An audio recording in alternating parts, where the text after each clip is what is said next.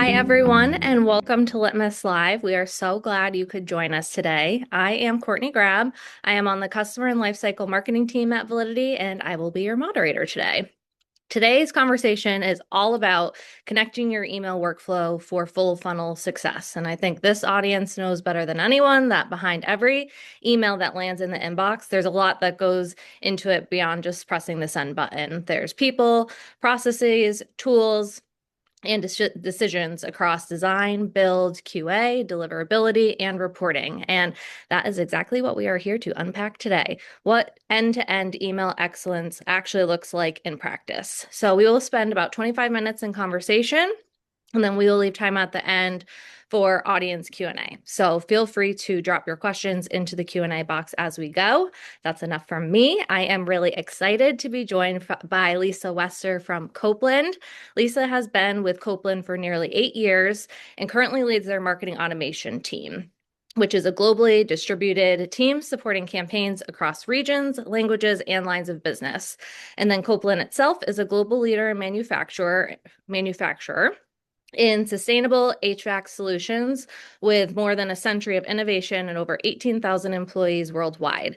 Lisa's team sits right at the intersection of marketing, revenue operations, data, and technology, which I think makes her perspective especially valuable for anyone here trying to scale email without sacrificing quality. So Lisa, thank you so much for being here. Thank you for having me and for the great intro. Thank you. My Yeah, pleasure. To glad to get be us here. started, awesome. To get us started, I'd love to take a step back. And before your team evolved into what it is today, how did Yeah. Copeland historically approach email design, collaboration, and deliverability? I'll take you back 3 years ago. We actually were spun off from Emerson. It was another company, and we became our own wholly owned entity. So with that, we took and approached, and we had three different ESPs. So in the different business units that you talked about, we had three different ESPs. We were using Salesforce Marketing Cloud, Pardot, and Eloqua.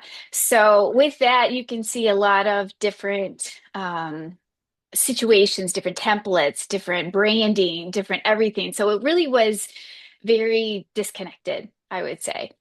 So during that time, yeah.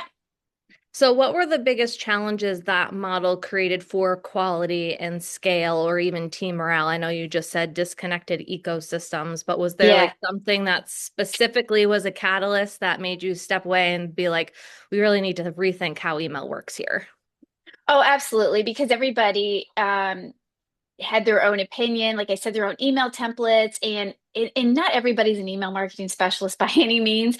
So you had disparate teams, and you had all kinds of blast, let's just say, email blast going out the door, which is a term that I typically cringe at. But there was a lot of that going on, right? And nothing was really unified. And our team, the marketing automation team, it was new for them as well because we took all these different these people that were in different business units and we combined them into one. So the way that they were doing the way that they were doing things was very unique for everybody, and nothing was really streamlined. And it was very more of a concierge approach. So you just tell me what you want. Again, wasn't really any email specialists per se. You just tell me what you want, and we will blast it out and to everybody. So that was the biggest challenge. We've come a long way since then, the last couple of years. I was gonna say, I think we can all relate to hearing or being asked, when are we gonna blast this out? And we're like, no, that we don't like that Right, word. That's blacklisted. So right, let's walk through right. your workflow today and what it looks like, starting with the pre-send part of the workflow. Who designs, who builds, and how do those teams in the email workflow work together? So we actually, because we are a pretty large, a large corporation, 18,000 employees, and we have different locales, we have different teams. We have a content team who, works on the content itself. We have a campaigns team who actually decides what that promotion is going to be, what they work closely with the content team to come up with that and align it to whatever the target audience is and whatever it's social media or PPC or email campaign and all of that, trade show, whatever. and then they form with the content team the assets, right? And they think through that journey. What do they want that? What type of content do they want to send to that customer? My team strictly, which is the um, marketing automation team, we work closely with the CRM team. So you've got a lot going across, a lot of different teams working in place. So we work closely with the data there. We are a Salesforce ecosystem. So everything we do now is, within under Salesforce Marketing Cloud, we did combine to one, but everything we do is within that ecosystem. So all of that really, my team truly gets the assets. They take the emails, they build it actually in Litmus. So we use Litmus Builder for this. We've adapted over the past couple of years since we unified everything. We actually took the Litmus design system and we customized it to have that unified brand, to have that unified look, unified voice, and all of that. Going back to our content and our campaigns team, they work within that framework. So they actually work within that template that we've provided, that email design system, Litmuses, and that's how they kind of give us the assets and the content and the structure. And then my team really just takes all of that, they get it, and then they build it within those constraints of that, like I said, the Litmus design system. Love the Yeah. Litmus shout out. It Subtle. is like we use it actually. I can't even. I know we've talked about this before, but I've used. I'm an OG back there. Like I've been doing this for since with Litmus since 2012, and then when I joined Copeland, well, Emerson at the time, I brought Litmus with me, and it has been a game changer. It truly has, and it makes it's been easy for the team really who doesn't have that, my team, marketing automation, who didn't come back from that, coding, deep coding experience. They could take that framework, that email design system, and they were able to create a beautiful email out of it, right? Just by using those drag and drop components and so forth. So it's really That upped our skill level, yeah, across the playing field. So That's yeah. great. Music to a customer marketer's ears. Yeah. Um, Back to what we were talking about though. Yes. There's obviously a ton of collaboration. There's a lot of moving pieces Yes. across multiple teams. Do you have an example of an issue, maybe rendering or a localization error that was caught before you guys hit send that saved you guys a lot of pain? Oh yes. So we just had a large conference trade show last week or within the last 2 weeks. And with that trade show, this was the most sophisticated journey and email build that my team has ever done, as well as the company as a whole, because we all of a sudden invested in engagement scoring. We invested in different product types, just a lot of personalization went into and thought went into these type of campaigns. And we used AmScript a lot. So which is within Marketing Cloud. But with that, they had a lot of different languages. And we had to really do a ton of testing based on who like lookalike audience is what we had within our data set that we were testing with, right? And we looked at that and we had to there were situations where we would be testing it and it would be the wrong URL because it might have been in Spanish or it didn't go to, the right view wasn't correctly or it didn't have the right talk to an expert component put in. So a lot of that, we were able to really hone in and pinpoint that through just rigorous testing. My team has done a very good job. If we've learned anything over the last couple of years, is that quality assurance is key, and really have a lot of spreadsheets, a lot of testing, involved, a lot of different scenarios. Yeah. Um, but because of all that testing, in all honesty, we were able to get this sophisticated, journey launched. Um, and it so far so good. I haven't heard anything, any challenges so far with it going out the door. It's been good. Yeah. That's great. And I know we'll get to the reporting bit in a little bit, so I'm Yeah. going to continue on to our workflow rather than jumping ahead. But of course, once everything is approved and ready to go, execution becomes critical. So Yes. who ultimately owns the send? Um, and what are those specific checks that are being run to make sure everything is compliant and deliverable and you're actually landing in the inbox? Yes, my team actually is in charge of the send. But before that, they've gotten approval from that campaigns team, and sometimes the business owner. So we in our intake form, actually, we use a system called Monday.com. But Mhm. anyway, we use that as part of our intake. And then we have them list who is the high stakeholders, who do you need final approval in, this process. Those people give sign off. And then after that, we've have clarification of who the audience is, the timing and all of that. So my team actually does do that with that. They actually put the email, put the journey together and hit send. But before that, we've actually looked at a couple other things too. We really spent some time, we use, obviously I said Salesforce Marketing Cloud, but we'll look to know if it's the right send time. We'll kind of look at some historical things. We'll use the Einstein features, which is send time optimization and so forth. Yeah, a lot of that type of work back and forth. So Absolutely. yeah. So once a campaign goes out, how do you monitor deliverability and performance, and who's responsible for sharing those insights with key stakeholders? So it's kind of twofold. We have, and not only do we have a campaigns, a content, and a marketing automation, a CRM team, we also have a digital analytics team. And that digital analytics team is, we have some dashboards that we've integrated truly to make it more self-serve for that campaign member or that business partner to go in to look at trends over time of how emails are performing and so forth.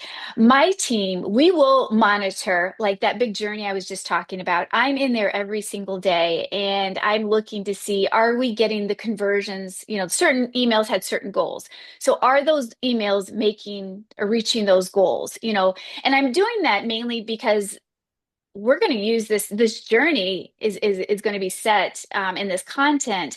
We're going to try to reuse this for other trade shows that go on. There's other things worldwide that we're trying to, other programs worldwide. So I'm really trying to monitor and look at timing.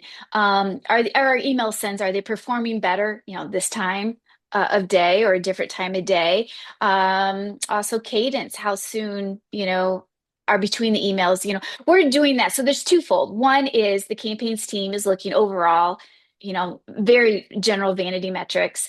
Other ways, other more deep down, we're going to be collaborating with that campaign team to see, did this email, where can we audit and where can we make it better for the next go around, in essence. So, yeah, that's a lot of it. We also do from a email design perspective and just rendering and testing and all that. We do add in Litmus analytics because we then look to see how much time are people spending on the email. Was this content valuable or not valuable? Um, what devices are they opening it on? And that's more pertaining to more how we develop the email, right? For And sure. looking that way, yeah. hmm So a lot So goes into it. yeah, Yeah. there's so many moving pieces. And I guess my next question is there's so many different teams involved from campaign management to digital analytics to your team. How do you all come together to really bundle all of those insights up and put them into real changes for future email sends? We're getting better. I'm just going to say that. So it is Aren't a we lot of all? collaboration. Yes, it is getting better. It truly is. I see it. We're now working even more so than we ever had before. Each email send, each campaign gets better and better and better. Um, Kickoff meetings are essential, and in having standardized work is essential, and having I want to say guardrails is what I want to say. You just need to know. A RACI actually is probably where that's the word I was looking for more or less. But a RACI is really the most important part, really understanding who's responsible, who's accountable, who needs to be consulted and informed. And that's something I have learned my last couple of years with Copeland. We use RACIs a lot, and it actually keeps everybody on the same page. Um, After this event, right now, this big trade show that we had, I'm actually taking our RACI and I'm optimizing it and getting the buy-in because our marketing automation team for this big event was in charge of end to end. It really was truly, it went from a customer event to post-show analytics, right? So, and we are so many different aspects. My team of 9 had different types of, different they were involved in different aspects of it, but so are so many other teams, and we need to make sure that everybody is on the same page. Absolutely. Yeah. And there's obviously been a lot of transformation with your team going from where we started the call being like spread out, things are Yes. disconnected, to collaborating more closely together with other business units. How has all of this changed your team's confidence, your team of nine that you work with most closely?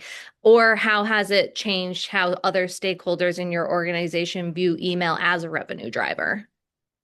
I think the best part, because of the collaboration and because now we've come in and we are being seen more of an expert, and we're here to help them, right? And we're trying to show them what good looks like with the templated email, with different components, and even helping with content and so forth.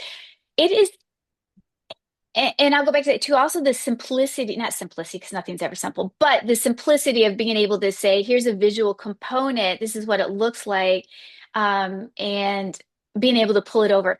Confidence, I think, for the campaigns team has grown. Confidence for my marketing automation team has grown tremendously, right? And just in business partners as a whole, I think we have data. My boss always says, like, bring data, not drama, right? So the data is I love that. coming. Yeah, he says it all the time. We have the data to back it up. So everybody sees it and we're able to work together as a team to know what needs to be optimized, right? So I think, that's where we're seeing actually the most growth and the most confidence being built across the board with everyone. I love that. Bring data, not drama. I am Oh like yeah, making he's that gonna love that my I said that too. my tagline moving forward. Yes. Okay, so that's talking about what the team has learned, but for you as a leader of this team, what have you learned about improving this entire email process?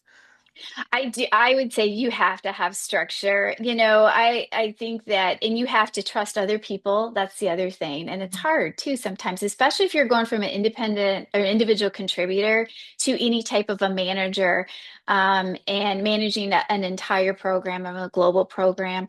Structure, accountability, consulting, know your role, and be willing to play as well. I am very fortunate that Copeland allows my team, and I work with a great group of people who allow us to explore and play and mature, right? But also has the patience to, and gives us that, what's the word I'm looking for, but that freedom, We know things aren't perfect. We just launched that huge engagement scoring program, and it's a new model. So it's going to be, scoring our leads as well as our contacts within the Salesforce ecosystem and moving them throughout the sales pipeline. Um, that freedom and that to me, if I'm learning, I'm growing, that, I have to rely on my people, and everybody has something to offer, but structure and those races and, giving some guardrails is essential to getting Yeah. anything done. Yeah. And Yeah. documentation. Document. Yeah. Yes. I think it's balance of all three things, like having Hmm. structure and systems in place, trusting Yes. the people that are on your team and trusting that you hired them for a reason. They know how to do their job. They can do it Yes. well if they have those systems in place, which is where the documentation comes into play. I am like +1 to the importance of having documentation. Which Yes. this may be I don't know. I won't put words in your mouth about what I think the next answer to this next question is going to be. But for teams listening today who do feel stuck in a reactive or chaotic workflow, what advice would you give them? I would give yourself, structure is it, but giving, start with that racy in essence, right? And really figure out, um, who's responsible doing what. I think that's essential. And then give yourself some, again, give yourself some structure. So for us, Litmus was structure. I will say that it helped us unite three different platforms, three different ESPs into, one by using that Litmus design system, we were able to kind of unify a look and a feel and a message, and content kind of going out the door. That was good for us. It also allowed us to give structure to how our emails were being tested, right? Before people were sending to all kinds of different email inboxes, right? Well, we were able to then kind of condense that and allow structure to say, hey, we're going to use this system to test. This is what it's going to look like. And then with that, we were able to provide structure in an approval and a proofing process with our stakeholders, because then we were allowed to say, hey, here's a link, go in, check out this email, engage with it, and then, hey, you know what, provide comments and feedback right here, right? And then you approve it. And once you've approved it, that also gave more structure. And then, we all of that really honestly helped us move from 3 ESPs down to one. That was huge with Marketing Cloud. Marketing Cloud, allowed us to extend the Salesforce ecosystem. Again, so much structure and guardrails, but again, it helps keep people on the same page. It keeps people accountable. It allows you to grow too as a team because you've got this set, right? You've got this foundation and this structure already in place. Now you can move on to something else and kind of grow and then make that one better and be structured as well, right? So, and because you have documentation, you can keep going back and looking at it and then always optimizing. I hope that answers your question. There was a lot there. Yes, it does. I love the faceted answers. There's a lot that goes into email programs, especially at organizations as large as Copeland.